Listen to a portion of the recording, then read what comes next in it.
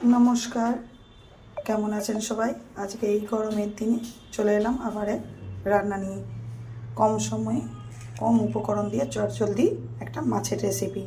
আর এই রেসিপিটা করার জন্য, এই রান্নাটা করার জন্য প্রথমে মাছটাতে আমি লঙ্কা গুঁড়ো, হলুদ গুঁড়ো আর নুন দিয়ে ভালো করে মেখে নেব। এটা আমি রুই মাছ দিয়ে করছি, আপনারা এটা কাতলা মাছ দিয়ে করলে আরও বেশি ভালো লাগে। তো আমি এটা রুই মাছ দিয়ে আপনাদেরকে করে দেখাচ্ছি। ভালো করে মাছটাকে মেখে নিতে হবে। মাছটাকে ভালো করে মেখে নিয়েছি। চলুন এবার এই রান্নাটার জন্য মশলাটা তৈরি করা যাক। মশলাতে লাগবে ধনে। আমি একটা বড় চামচের আন্দাজে 1 চামচ ধনে দিলাম, 1 চামচ ধনে, 1 চামচ জিরে। আমি আন্দাজ করেই দিচ্ছি, আপনারা আপনাদের পরিমাণ মতো দেবেন। জিরে দেব, কিছু রসুন কোয়া, 2টো শুকনো লঙ্কা,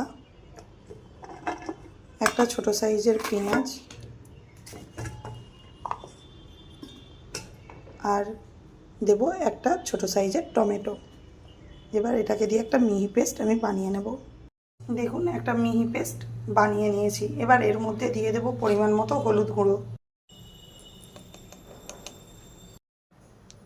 আর ঝাল হবে না, তরকারির কালার সুন্দর হবে, তার জন্য আমি দিয়ে দেবো কাশ্মীরি রেড চিলি পাউডার।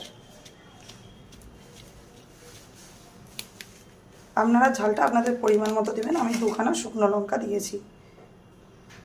কড়াতে তেল দিয়ে দিয়েছি, তেল গরম হয়ে গিয়েছে। এবার এর মধ্যে মাছগুলোকে আমি হালকা করে একটু ভেজে তুলে নেব।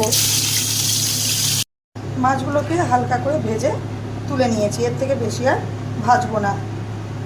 ওই মাছ ভাজা তেলের মধ্যেই দিয়ে দেব সামান্য পরিমাণে মেথি দানা। মেথি দিলে হয় কি, মেথির এই ফ্লেভারটা খুব ভালো লাগে, ওই জন্যে মেথিটা দিলাম। তেলের মধ্যেই দিয়ে দেব রসুন।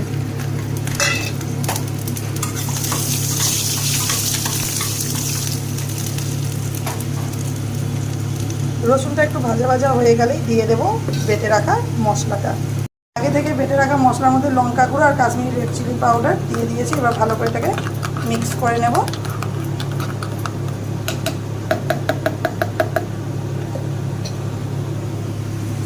এবার এই তেলের মধ্যে এই মশলাটাকে দিয়ে দেব। মশলাটা তেলের মধ্যে দিয়ে দিয়েছি, এবার ভালো করে কষিয়ে নেব।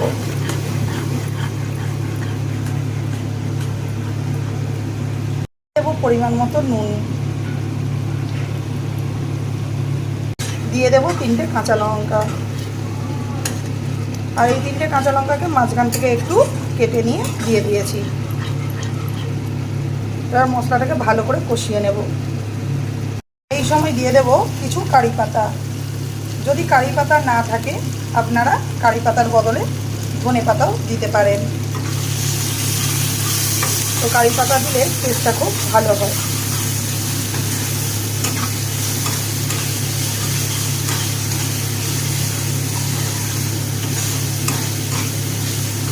মশলা কষানো হয়ে গিয়েছে, তেল ছেড়ে দিয়েছে। এবার এর মধ্যে দিয়ে দেব জল।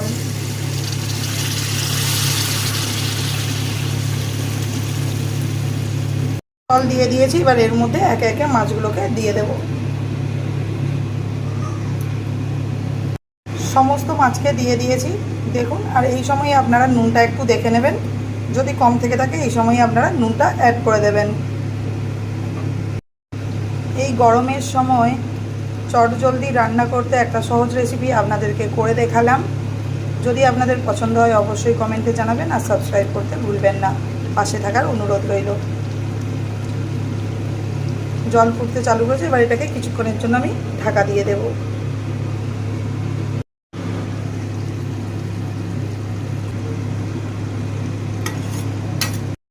এবার ওপর থেকে দিয়ে দেব কিছু ধনেপাতা কুচি। যদি আপনাদের কাছে কারি পাতা না থাকে, তাহলে আপনারা কারি পাতার বদলে ধনেপাতাও দিতে পারেন। আর ধনেপাতাও যদি না থাকে, তাহলে এমনিও এটা করতে পারেন। তো ধনেপাতা দিলে এটার টেস্ট ভালো লাগে।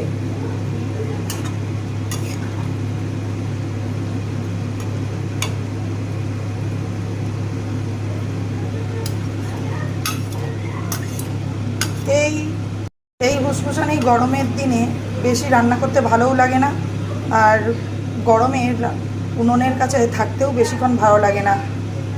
ওই জন্য চটজলদিভাবে যদি এক তরকারি দিয়ে ভাত খেতে চান তাহলে অবশ্যই এই রেসিপিটা একবার বাড়িতে ট্রাই করবেন আর কমেন্টে জানাবেন কেমন হয়েছে।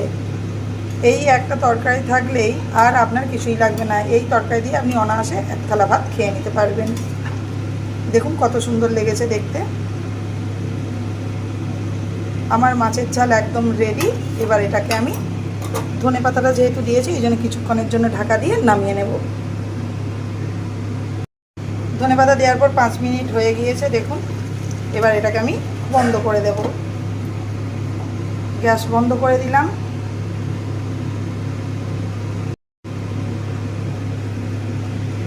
ঢাকা খুলে নিয়েছি, দেখুন কত সুন্দর লেগেছে দেখতে। আমার মাছের ঝাল একদম রেডি। কম সময়ে কম উপকরণ দিয়ে চটজলদি এক তরকারি দিয়ে ভাত খাওয়ার মতো রেসিপি আজকে আপনাদেরকে করে দেখালাম। যদি ভালো লেগে থাকে অবশ্যই কমেন্টে জানাবেন আর সাবস্ক্রাইব করতে ভুলবেন না।